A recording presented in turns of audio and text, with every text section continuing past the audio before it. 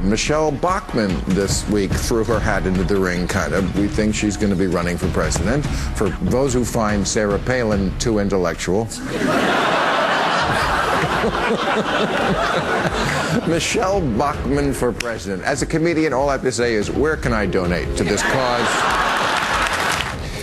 Welcome back to Hardball. Bill Maher's show, Real Time, is currently in its 9th season, going strong, and his brand of no-holds-barred, politically incorrect comedy makes it an interesting thing to watch every Friday night for a lot of us on HBO. Mr. Maher, welcome to Hardball. Apologies that Chris isn't here to give you a hard time. Let me start with last night's speech, the president, Libya. You were pretty tough on how this country got brought into 2 wars over the last 10 years. How's the president handled Libya? Did he explain it to you better last night than he had the previous 10 days?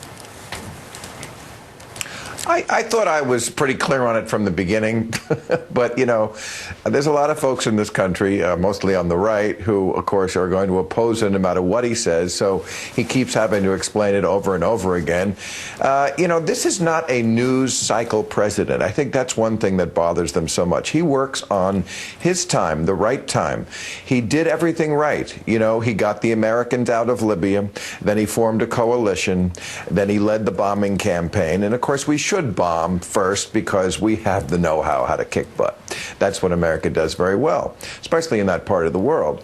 And then he passed it off, as he's doing now, to other people so that we don't have the cost and we don't have to be holding the bag if something goes wrong. I don't know how anyone can look at this and say this is exactly how it should have been done. I don't back the president on everything, but on this one, yeah, I think he did everything right. And yet I saw a poll today, I think it was a Reuters poll, like a small percentage of people see him as a strong and decisive leader, but they say he's cautious and consultative, like they're somehow mutually exclusive. Why can't cautious and consultative also mean you're strong? I think it can. We're in a Twitter news environment, Bill. Don't you know that? All right, I want to go to, you've been getting hammered. You've been getting hammered in the conservative blogosphere among a lot of conservative talk show hosts about some off-color comments you made about both Sarah Palin and Michele Bachmann. Any regrets on what she said? Well, you know, I've been through this so many times. I mean, there's a lot of people in America who have, of course, nothing to do except look for something to get mad at. And I've been a frequent target, and I'm happy to provide that service.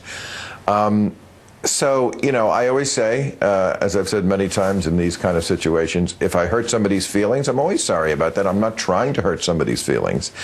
But if you want me to say, I'm sorry, what I said was wrong, no. Sorry, I can't go there. I know they were upset about what I was in Dallas Sunday night doing my stand-up comedy show, and apparently I was so off-color. And Dallas, you know, I really bastion of liberalism. Here's the headline from the Review: "Nothing but love for Maher." And on the next page, "Maher a hit in Dallas" is the other headline. That's from the Dallas Morning News. So, you know, I go by the community standard. You know, people have won cases about pornography based on this. They say, well, you know, if the community says it's okay, and apparently the community, I mean, you hear the laughter. If the audience likes it, I think that's where the community standard is. You know, am I a little more out there than the rest of the guys? Yeah, and I want to stay out there. That's what I do. That's why people watch it. But I don't think I'm really beyond where the community is. You know, where do you say about yourself when somebody says you're a member of the media, and you say, well, I'm an entertainer, I'm a comedian, but you're a member of the media and you're a comedian? Do you have different rules than I have? Yes, I do, Chuck. I have to be funny. Yeah, well, because I'm a comedian. And that is like a very, very big rule that Bill O'Reilly and like a lot of other people do not have to follow. And yes, do I think that gives you a little more license? I certainly do.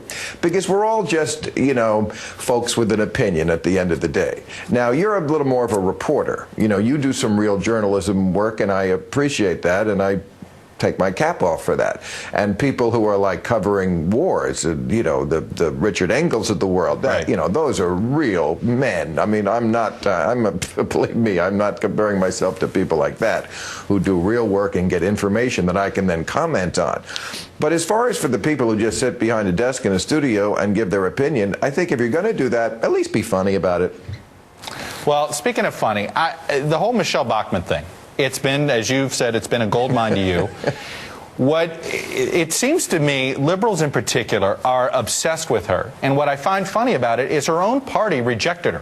Her own party said, we don't want you a member of leadership. John Boehner and Eric Cantor, they did everything they could to orchestrate it to make sure she was not a face of the House Republicans. And what did she do? She said, okay, I'm going to Iowa. And guess what? She's now looking like the face of the Republicans. Well, of course this is something that the Democrats are going to want to promote. If you were the leadership of the Democratic Party, wouldn't you want to do this exact strategy?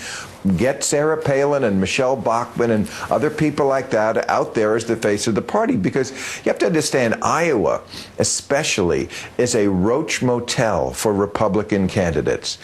They crawl in with their crazy stuff about social issues and saying insane stuff about the president not being an American and all this stuff. But when it comes time for the general election, they have to crawl back out, and they can't do that. I mean, that's why Mitt Romney, I think, now is probably looking like he's going to skip Iowa, because it is controlled by that small. He's yet to announce, and you do start to wonder, is he like wants to just stay away from this? Yes, I mean, it's a terrible trap for Republican candidates who, now we all know America does have a short memory, but still, I mean, what you say during the campaign, the primary campaign, is going to come back in commercials in the general election. And what they have to say to win the nomination and to win Iowa, and by the way, I love Iowa. I used to spend time in Iowa. I have more relatives buried in Iowa. Don't diss on Iowa. More relatives of mine are buried in Iowa than any other state. Right. It's just that the small group of fanatics who control the Republican Iowa caucuses present this problem for their party, and they're not doing that party a favor. But don't let them hear me say that. You're doing your party a favor. All right, let me ask you this. You were, to me, one of the guys that made Comedy Central, the channel, something to watch over the last couple of decades when you had Politically Incorrect on there. Did you ever think that one of the celebrity roastees, who most recently it was Donald Trump, would be taken seriously as a presidential candidate? Well, let me ask you, do you take him seriously as a presidential candidate? I don't take him seriously even as a guy who runs casinos. And, you know, after this, and he's a charming guy in person. Steve Wynn doesn't let him into Vegas. That says a lot. Steve Wynn won't let him into Vegas.